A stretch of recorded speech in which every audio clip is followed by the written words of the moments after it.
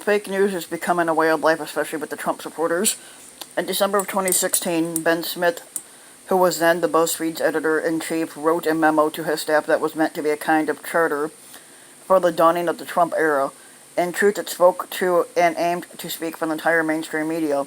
Smith would eventually move on to be the editor at the New York Times, which elevated him to a role as the supervisory voice of conscience for the whole media. But that December, he warned his staff of the danger of the fake news and the need of the media to be accurate and factual. The information environment itself will become even more central to our coverage. Fake news will become more sophisticated and fake, ambiguous, and they will spin up stories that will spread widely. Hoaxes will have a higher production value. It is, for instance, getting easier and easier to create a video of someone saying something that he or she never said, and it's a tool that's both used for the fake news and false denials. And powerful filter bubbles will drive competing narratives from parallel universes of facts. The Times and The Atlantic have minted tens of thousands of new subscribers from across the nation since Trump's election. Readers who want to keep informed, even as their local newspapers shrivel up into nothing.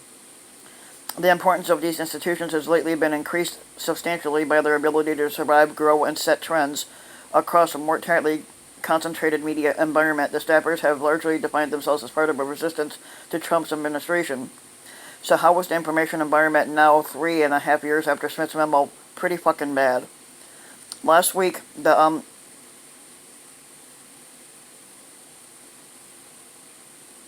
this is last week, the Times ran a story about a 30-year-old Texas man who believed COVID-19 was a hoax, and he contracted the disease at a COVID party before dying. Every detail of the story was uncorroborated, which made it exactly the kind of urban legend that moral panics produce.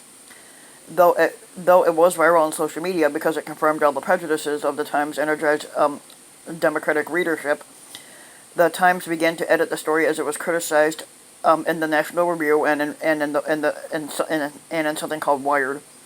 The entire tone of the story went from credulous to skeptical, but you wouldn't have noticed the difference if you hadn't been paying close attention to the story, because none of the editors' notes were appended to it announcing the changes. The Times has begun stealth editing its stories in this manner more and more lately, evidencing the traditional journalistic ethic that seeks to keep an intact record, and not just of the news, but of how the reporting of the news evolves. Also last week, The Atlantic ran an essay, How I Became a Police Abolitionist, which roots the activism of its author in a heart-ending story of a 16-year-old gunned down by the police in a rec center for failing to put his name on a sign-in sheet. Christopher Bedford at The Federalist, a conservative web outlet that is much less resourced than The Atlantic, rather conclusively showed that the story as told was full of holes and likely never happened. In recent months, the Times has failed to report properly even on its own internal controversies. Take the publication of an op-ed by Senator Tom Cotton, which called for the use of the U.S. military to quell rioting while taking pains to separate rioters from peaceful protesters. The piece caused a freak out among Times staffers that ultimately cost editorial page editor James Bennett his job. The news desk at the Times, in its own navel-gazing story on the controversy, falsely described Cotton's op-ed as a call for the federal government to send in the military to suppress protesters against police violence in American cities. The digital media has made the emergent cliches of journalism seem more sinister. On June 2nd, in a story on criticism of how Mayor Bill de Blasio and the New York Police Department had responded to the protest in New York, the Times reported that widespread looting had taken place as many officers were dispatched to oversee what turned out to be a largely peaceful demonstration, which is with emphasis added. On June 5th, the Times reported that the NYPD had turned what had been the largely peaceful protest into chaos. The phrase then spread more like wildfire through the rest of the media. The protests were mostly peaceful, according to Vox. Largely peaceful protests had occurred, said NPR. Even the author of the BBC's Twitter account seemed to get the memo and wrote a hilarious tweet. 27 police officers injured during a largely peaceful anti-racism protest in London, England. Nearly half the days of June featured a New York Times news story employing that phrase, largely peaceful, to describe the protest that sprung up in response to George Floyd's death, even as cities across the country saw rioting unlike almost anything since the late 1960s. For people who both follow Twitter and carefully read the newspaper, it seemed like the half-spontaneous emergence of a party line that felt manipulated and manipulative. Such manipulation is everywhere in our information environment. The Times recently commissioned an unscientific study in which people self-reported their mask wearing, and it showed that Democrats were wearing more masks in the coronavirus hotspots in most dense parts of the country. The lovely infographic comes completely with a catchy headline, a detailed map of who is wearing masks in the U.S., and you can zoom in into your own town.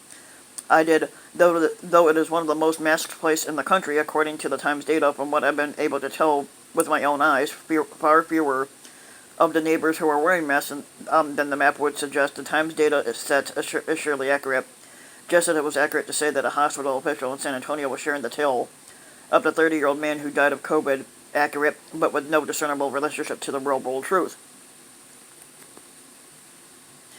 A lot of news like this now, especially on points of political contention or embarrassment relating to the coronavirus pandemic, news outlets have uncritically accepted stories that the early warnings not to wear masks given by public health officials were a noble lie to preserve available masks for medical personnel during a shortage.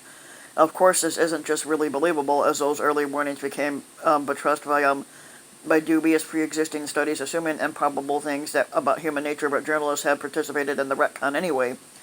At the end of the day, that may be the most troubling thing of all. The journalists themselves don't seem bothered by the obvious double standards and shoddy practices that have infected their own work and the wider information environment. They look zealously for evidence of a COVID spike after a single Donald Trump re-election Klan rally. They shrug as the New York City's contact tracers are instructed not to ask the COVID carriers whether they're attending the massive, largely peaceful protest. We should have seen this coming.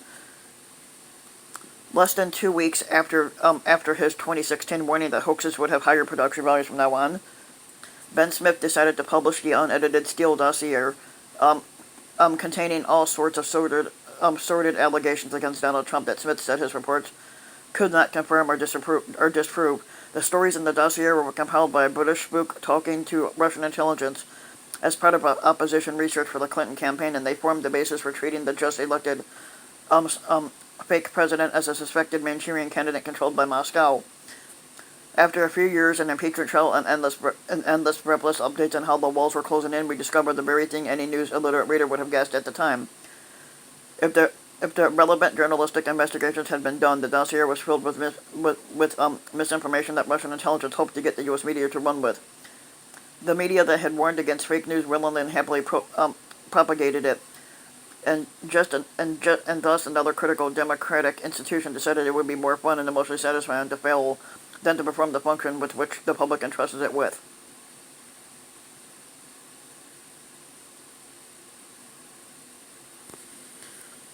Yep. So if you liked the video, give it a like and subscribe to the channel, and then also and then I'll have probably a few more videos out today, depending on what I can get done and what I can't get done.